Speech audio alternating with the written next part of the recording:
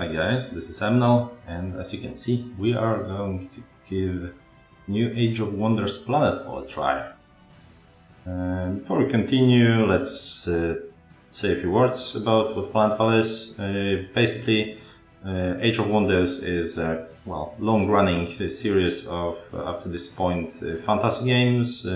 Something between, I'd say, colonization, civilization and Heroes of Might and Magic, I would say. Or speaking about more niche games, quite similar to Endless Legend. Now they have a science fiction rendition. And, well, if you are familiar with those kinds of games, let me give you through a few informations about the main gimmicks and what this game is about. Basically, before we will show off the gameplay later, but first the factions. So you have, like in your standard fantasy game, you have like your elves, your dwarves, or your whatever, and that's basically the faction that you end up with. Here you kind of miss and match two pieces of the puzzle, which is the race and the secret technology, which makes up around 30% of all your research and other things related to your faction. So first, a few words about the races. So basically, long story short, as far as we know, not spoiling anything beyond the tutorial. So basically there has been a solar union, a great galactic-wide empire, and then there has been a cataclysm that made faster than light travel impossible, and the whole empire collapsed. First race we learn about are the Dabangg Gods. They come back from 200 years cryosleep mission, thinking they'll, go back into the empire that sent them out, but they find out that everything has went to shit in the last 200 years. So they are basically a former military colonizing force of that solar empire. I think it's Solar Union. So, like, totally not fascist state with some light slavery and things like that. So there's generic high-minded, at least in the rhetoric, humans, United States of sorts. The second race is also a human race, which are the Syndicate. And they are like a mafia from outer rim of the galaxy that went to become a state. And they developed we don't know about them, a lot about them quite yet. We'll learn throughout the campaign, but basically they have quite a lot of psychic abilities beyond that, but they're basically some psychic mafia states. Next we have the Amazons, which used to be the terraforming scientific force that the Solar Union sent to make planets habitable for humans. When the whole thing collapsed, they used their bioengineering on themselves and on the territory they found themselves in to turn themselves into, a post-humanist sort of subrace. And for whatever reason, we don't know quite yet, there are only women there, which hence the Amazons. So there's that. As you can see, racial forced affinity, so they're kind of your space elves with a twist. And they ride dinosaurs and things like that, so they're quite cool.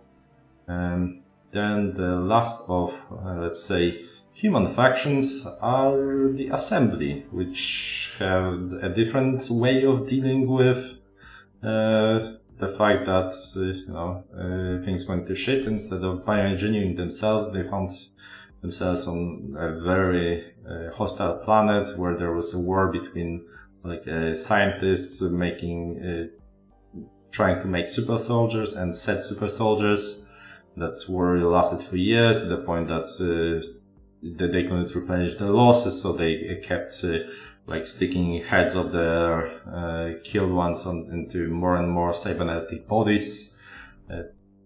And in the end, both sides ended up as a mishmash of human and machine. And now they kind of want to remake the rest of the galaxy, it seems, in their own image. So those were 4 human, quote-unquote, factions. Now we have a Kirka, your kind of generic, you could say, insectoid race. They have a hive, of course. They're also psionic in this game, and they used to be slaves of Solar Union, and they managed to get out of the yoke, and now they are trying to figure out what to do. They have quite an interesting campaign, which I kind of already played. And last but not least, we have Space Dwarves. Which, as far I haven't played with their campaign yet, so I'm not sure what exactly is their deal, beyond the fact that they're basically like a hyper-capitalist race, which in this case capitalism goes all the way back to feudalism.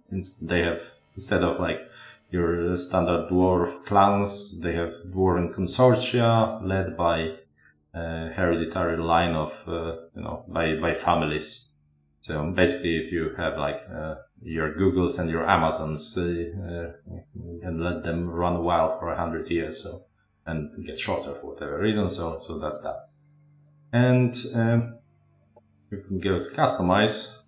As you can see, we pick one race, but we also pick a secret technology, and this is basically the second part of our faction. So let's say Kirko with Wojtek will play, well, maybe not completely different, but significantly different to Kirko with Promethean thing on the side. Okay, so this is the introduction. Now we're gonna start in campaign.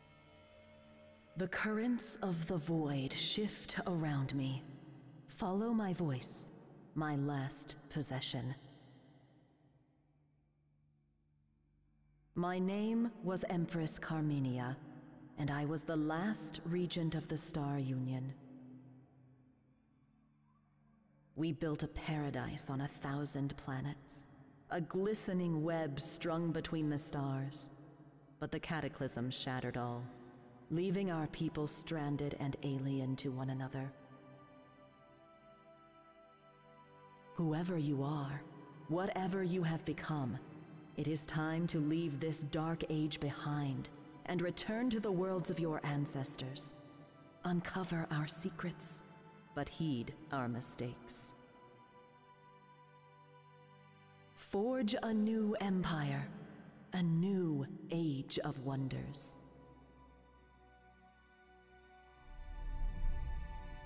All right. So, the campaign here is structured in a way that you can do I guess that they interact with one another, but for example, first is the tutorial, then you go for the next mission as the Vanguard, and I've done this one already, finished, and there is another mission as the Vanguard, and but you can also, after, for example, finishing this, go to one of those, and they don't interact with one another quite yet, but they will probably at some point. And here, for example, if you wanted to play as Amazons, we need to finish one of those missions, and one of those is the second mission after this one, for example. So here, I'm not gonna load up the previous campaign. We are gonna play as a Dvar, because I haven't played as them yet. So we are at Dvar. Our secret tech in this mission is Promethean. We cannot change that. Let's go to Expert. Unlike with this campaign, Oh, actually, you can customize. Interesting. Oh, okay. I guess I wasn't able to customize because I haven't done it before starting the campaign, and then it was locked in. Makes sense. Alright, so what we're gonna do is customize this guy. I want this, which is a martial tradition. We'll research the military stuff faster, but what I'm really after is the second bit, which is during a tactical combat, if my guy ends up killing someone, he will regain all his points and will be able to attack once again, which is very nice, especially since we are gonna go with close combat stuff right here. Alright, I cannot change any of those here, and that's why I showed it in the character customization for your standard scenarios. Now we can also take a vice to get additional points. And vice also, on top of giving you some bad stuff, gives you some good stuff. In this case, when decadent, we'll get another 10 HP, which is nice, since we will be running headfirst into the enemy. And I haven't actually played on expert difficulty yet. I think I've played the first one on beginner because I haven't noticed the difficulty thing, and then the second one on normal, something around those lines. So nice one is also a kleptomaniac, which will get some random thing. I think we are gonna go with this is -2, this is -1, which basically gives us points. And now what we can do is I like this one, which gives us random text, which is equivalent of around four turns of research.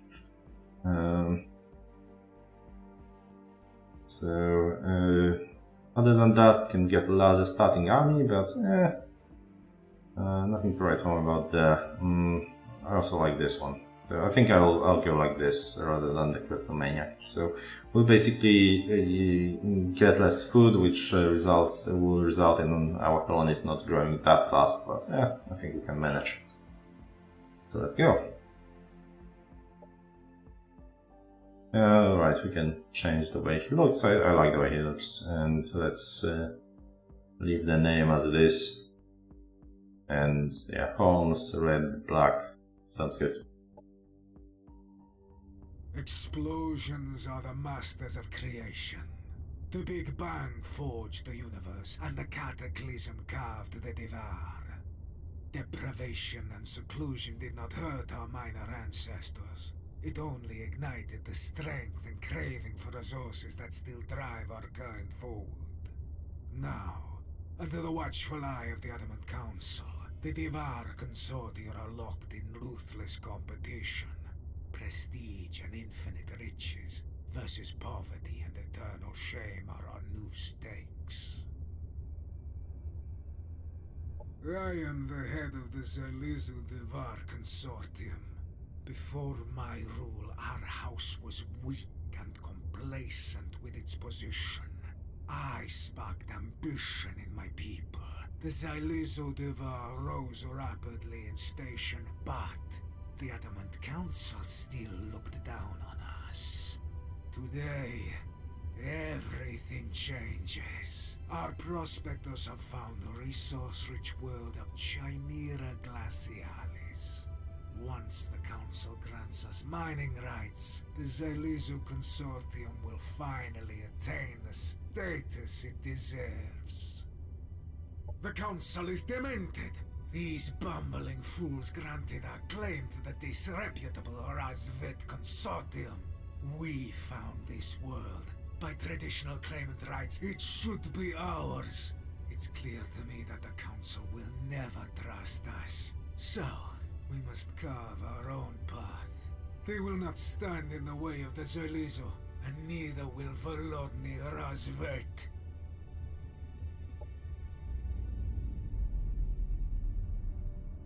The world of Chimera Glacialis lies below us.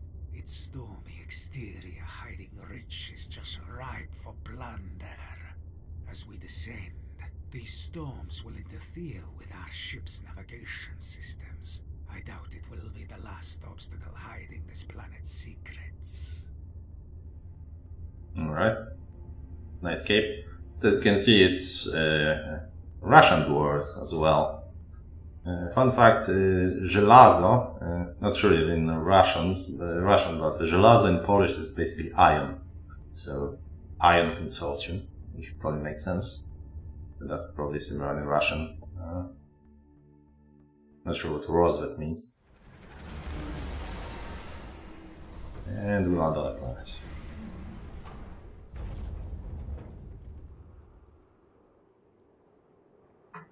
Okay, let's see. Alright, then let's speak. Father, the encampment is setting up as ordered. There has not yet been any sign of the Roslet. Good, we have chosen a fortunate landing site. One of the mining complexes our ancestors lies dormant nearby. It would be a shame to see their creation decay without purpose. We must assemble our force and reclaim that facility. With our prospectors deployed, we should see to it that they are put to work exploring and prospecting nearby sectors. It would benefit us to identify suitable settlement sites. Alright, so we are to reclaim the old mining complex. So basically, here in brackets you have mission types. Domination requires you to actually take control of the location of the sector something is in. And that's what we are here. Well, actually, it explains here how it works. And once we finish, we get some production and a unit. And the second one is prospect surrounding sectors. So this is like a generic quest, I guess. Empire building. We'll get Holman, some research, and some energy. Now, so prospecting is basically okay, first of all, like, this is similarly to, I'm not sure that was the case, I'm pretty sure it was not the case in Age of Wonders. Age of Wonders was basically hex-based, and you have your city, and like first it reached like 2 hexes away, then 3, then 5, and whatnot. So that it was like that. Here we have sectors, and it's all about controlling the sectors. Quite similar to Endless Legend, for example. Now, so we are supposed to go there and conquer that. We won't be able to get there in one turn, which is a shame. Another one is here, which... okay, so those are some production stuff, which will, once we conquer this, it will grant us additional production, and if we turn this into a production sector, basically we have energy, food, energy, research, and production as far as 4 resources go. It will give us some additional stuff. Now, we don't have much food around, and if you remember, we've chosen to get even less food, so we are gonna, as actually game suggests us, get some bio farm to get some more food. So if you take a look here, you basically have in each colony you can choose one of 4 main buildings to get bonuses to either energy, food, production, or research. And in this case, we kind of want some more food.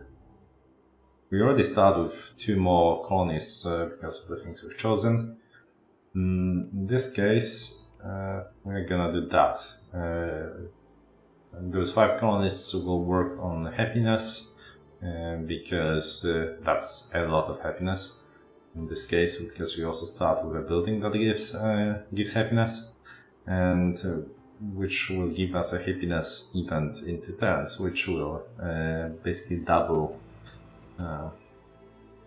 the income for one of those those basic resources, which will be more than 2 guys working on, I don't know, here. 2 guys here, that's 5 piece. So we want to do that. Now, should we rush this location first? So this will give us additional 20 and 2 people slots, 2 slots for production. I'm not so biggest fan of going for production, but it will also give us. This is basically a very good place to be. Again, additional cost might. But it will take. Okay, can we even get here? So we could. Let's see. Yeah, we could actually claim this in this very moment, and this will get soon after. This is gonna be what, 2 turns.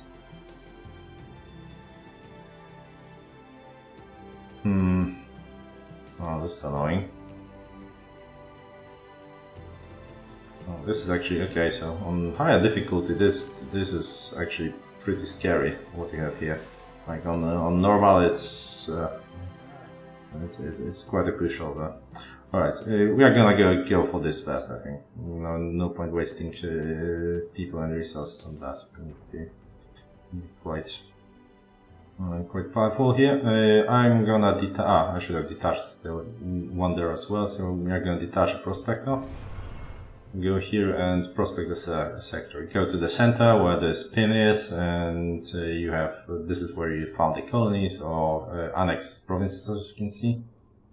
I don't think we are gonna annex. We are gonna, as I said, we are gonna prospect this. And you are gonna follow and rejoin that army. Not sure yet what's there, so let's detach. As you can see, this one has better movement, so this is our scout unit. Oh, okay. Okay, so this one is pretty scary, but I think we can handle him. Otherwise, it could have been worse. Yeah, so I think we are still going to use this to fight, and then we are going to move on to do some do some scouting and prospecting with them. We'll start by building one of those, and the second after that we are gonna build another prospector. I want like 3 or 4 running around, and I know we can annex, but we cannot right now, so we're gonna go ahead and end the turn. Okay, rozwet. Wolodny rozwet. Corwin, I should have known you would not be able to let this one lie. The Dabangg Council pledged this world to us. You are a fool if you believe that the Council will stand by and let you disobey them. Żelazo Dvar found this world rozwet. The Dabangg Council disregards decades of tradition to deny us our rightful claim. We need not fight. We were once family. Oh, okay. I will give you a choice. Withdraw now, or we will take our due by force. I will enforce the law of the Council. My consortium relies on me, and I cannot show weakness. Like Sandra would have not wanted this. Okay. Father, there's plenty on this world for both our consortia. Cooperation is far less expensive than war. Yeah. I know Uncle. Okay, so. Okay, so it's probably, I imagine I was, like, my character is married to the daughter of, or, like, uncle, so that would be, probably the sister of that other guy, yeah. I know uncle will avoid hostilities in favor of profit, so we should be able to avoid bloodshed by plying him with right gifts. Okay, so resolve Żelazo rozwet conflict. So we can either defeat him or get into an alliance. Okay, get some influence, and oh, like our high-end unit. Okay, this seems like basically the end of the mission, so I'm not sure how relevant the things like that are. And here we can, I guess, trade some cosmite for rewards, and maybe they will like us better. Appease Rosmet with a gift. Okay, we'll think about it later. I don't think they are like that close to us. No, not really. Okay, so there are some side quests automatically generated. That's always the same. You have objectives. So this one fires up when you meet a player. So objective is to enter the war with a player and kill 8 units belonging. You will get this. We'll talk about the doctrines in a moment. Or you can get, and if you are the first person to achieve this, you will get additional reward, a pioneer reward. And this is a different one, a diplomat, so sign no aggression pact. There's also a doctrine for it, and another reward. Where are those? Oh, here. So basically, those are always the same. Those are pretty generic. So here we have a builder, for example, add a sector to our capital, explode colony sector, which is basically built a kind of. Oh, we'll get to that. So different rewards for doing different things. You probably won't be able to get all of them, but if you do them fast enough, you'll get additional bonuses. And we have prospected this and get some production and some energy. Very well. Which sadly was not enough to get us more food quite yet, which is a shame. I think we are going to. Okay, so this one we can get in one go. So let's go here and prospect. So prospecting is unique to the Dvar, among other things. Okay, so let's go here and here. So basically, I could take like one unit and attack this with that singular unit, and all of my army would engage. So if you, in this case, all of our units have around the same speed, so it doesn't really matter. But if we had this in, as you've seen in the previous turn, that would make a difference, and that's how we're gonna go.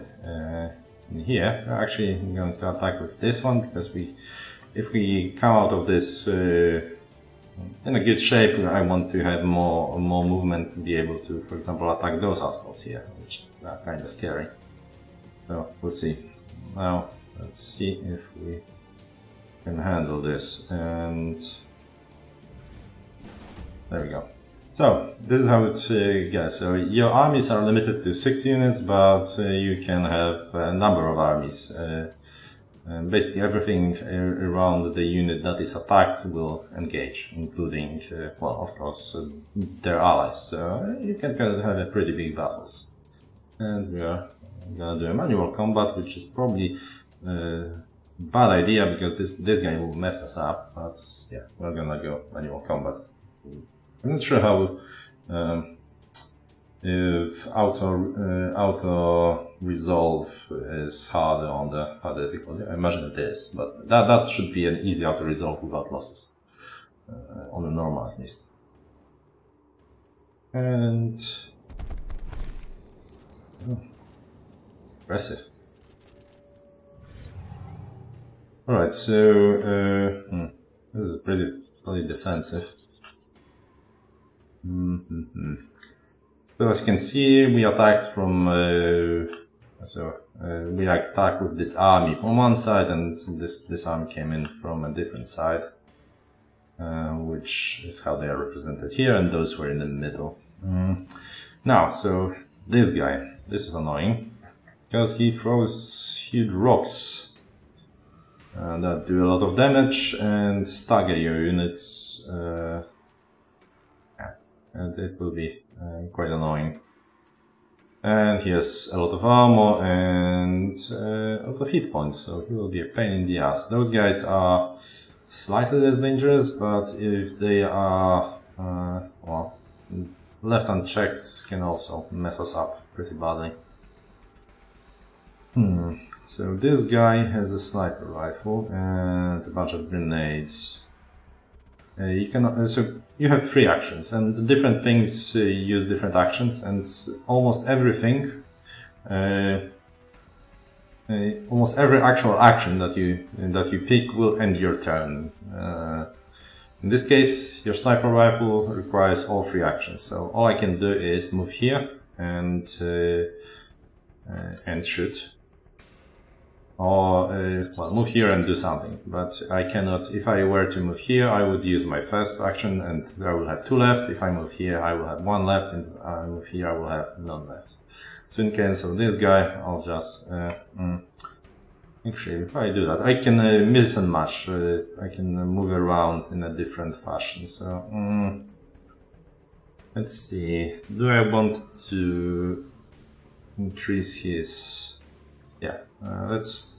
I want to go with this guy. That's the first question. So, I want to incentivize him, which is which requires a single action, but it will end my turn.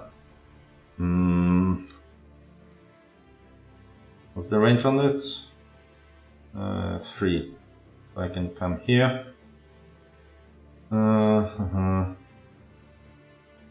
Is this flammable? Yes, it is. Okay, it will explode. This one will not. Yeah, I think I will just come here. And... okay. That's actually a bad idea, because now I will have to turn around. Yeah. And I will show my back to those guys there. So, not the smartest thing, but okay. Let's do it anyway. He should survive 1 turn? Maybe? And let's try to shoot him, which is 50%. Yeah. No crit. Basically, buffing the morale increases the critical chance. We'll leave that for last.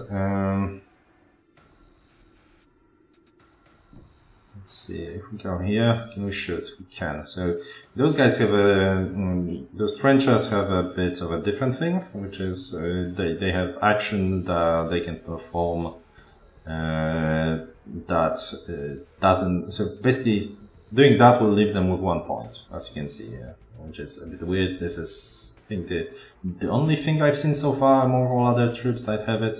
I'm sure some others have, but we had 1 point, so we are once again have 1 point. This is going to give us some tankishness, and we're gonna shoot here, and suddenly we missed.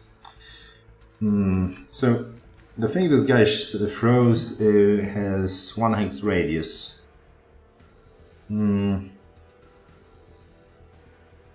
Which means that we don't want to group up too much. It will probably shoot enough of us anyway, but at least for now I would like not to get hit with everything. Let's see.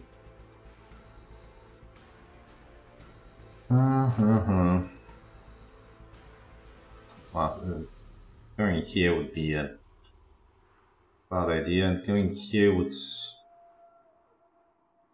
You know what? Let's go there. We'll try to move from different angles, and we'll not have...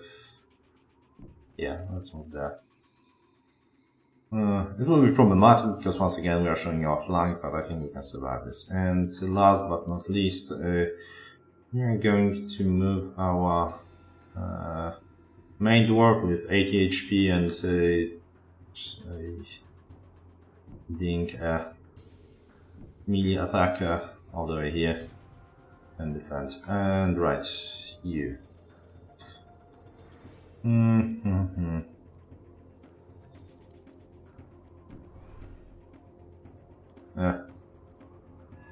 Okay, so we cannot actually attack from this. So if we move here, we'll lose our last action.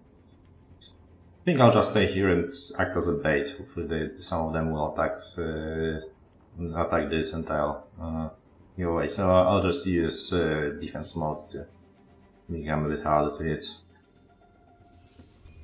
Let's see how bad it's gonna be. Okay, so they threw. There they actually missed, so only the ground thing has happened. Okay, not bad. Not bad at all. Now, if we move, we take damage from burning ground. If we don't move, we, well, also take damage. Same here. Now, as you can see, I can hit them with very high probability for 16 damage. They have 25, so if I manage to actually shoot them once, I will be able to kill them, and using my ability I will have another action and will be able to attack this guy, which... okay, this is actually maybe a terrible idea. Damn, he's really good at it. Okay.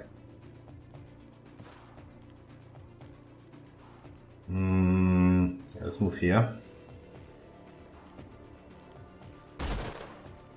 Okay, so this one is as good as dead. Let's... Enemy eliminated. Yep. And as you can see, I regained all of my abilities. Now, you. So we have some healing action and on this guy, and we can throw some grenades. Range on those grenades is like not great, not terrible. So, actually, it's pretty terrible in here.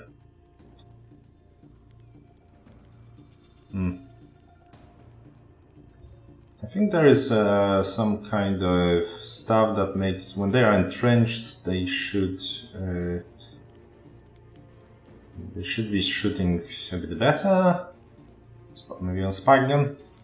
Damage increased by 20% when unit stands within a trench. Okay, so this 75 is pretty good for spike gun, so I think we are going to stay where we are and trench. As you can see, that leaves us with one shot. And should manage to hit. You with your grenades that do hardly any damage, but yeah, actually I think we are gonna this thing explodes. This is gonna be bad. But oh well. Oh wow, one more.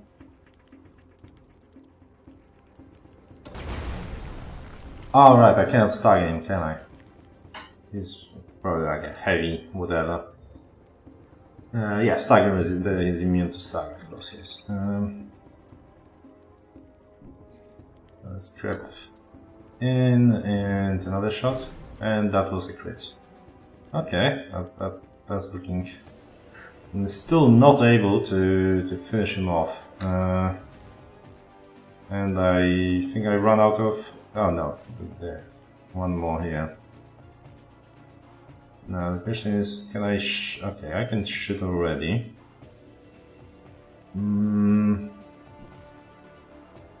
85. Let's... this has two rounds of cooldown. Okay, so I haven't even taken that much damage, and we're already in a great situation, so that should be enough. So the reason I was very scared about this guy is that his ability, as you can see, most of our abilities have just, we can attack once, right? They take one action, but if you take a look at this guy, his ability is repeating. So as long as he has all his actions available, he will attack 3 times, and that was also the case for this guy, except his attacks deal 16 damage apiece. So he would tear us up pretty badly, and one of the most important things about this game is it doesn't matter if your enemy has 100% health or 1% health, they are as effective. So yeah, leaving him at no health whatsoever, not great, not terrible. Now this guy. I mean, we could shoot and stagger, but that leaves us here, and he can attack us 3 times. Another thing that this guy has is Eat Dust. We can attempt to blind this guy. He's not eternal. Yeah, so we'll take 5 damage from turning, but we can. Oh, actually, we'll take more. But yeah, so I'm gonna do that. He's blinded for 2 turns. Like this. And that actually replenishes our. Okay, should we stay here or should we go?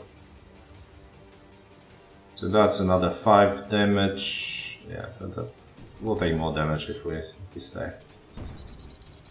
And the stagger, which takes one of his actions away, and we can end the turn. And okay, so well, he hit us once instead of twice.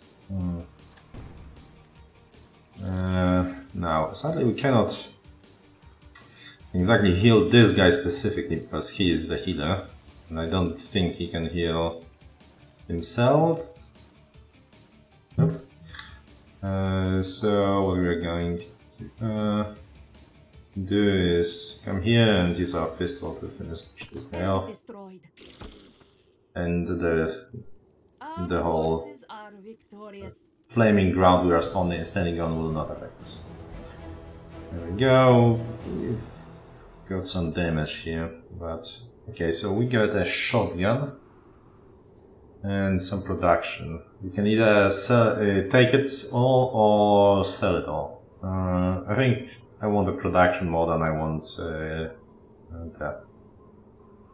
the cash, basically, which is basically what credits are. As for this shotgun, I don't know. I'm not a fan of sniper rifles, to be honest. So I may actually take this and use it on our sniper guy. The difference, of course, is that this has 9 range and the shotgun has 5. So we have already quite a lot of short range stuff here and there. So okay, so we want to annex this. So this is gonna last 1 turn, and I take 1 turn, and then it will be available for us. Now I want to go ahead and keep moving with this guy. Here we have some pickups, energy pickup defended by quite a lot of mega beetle babies. But as you can see, I can go in one go to the clever rhyme or whatever, and I can prospect it. So that's what I'm going to do. Now, this guy I already moved, right? So we'll have two prospecting things done. Right, so we've got some production that already was used up by the building we had. So that the building that wasn't finished is now finished, and part of it went into this. So what else? I think we can. Let's queue up another. So next time we are going to work on this.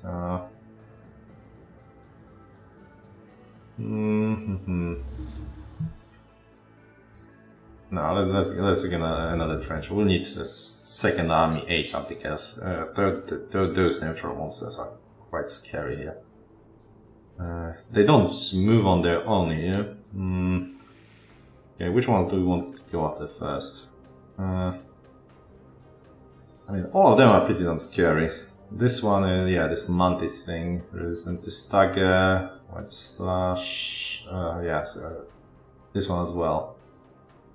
Yeah, I'm kind of scared of this one. And we are not at full health. We actually moved that one unit out.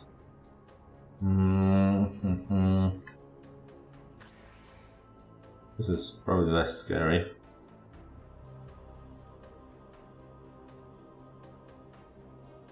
Can we even? Oh, we cannot attack them. Okay, so let's try to do those. And we are what 44 minutes in though, so I think I'm gonna make a cut here. We'll finish after. We'll finish that in the second episode. I think I'll release both today, or well, maybe first thing tomorrow. Also, we'll need to talk about research. So, well, I guess we showed off combat once, but since we are on a, yeah, this doesn't look good, does it?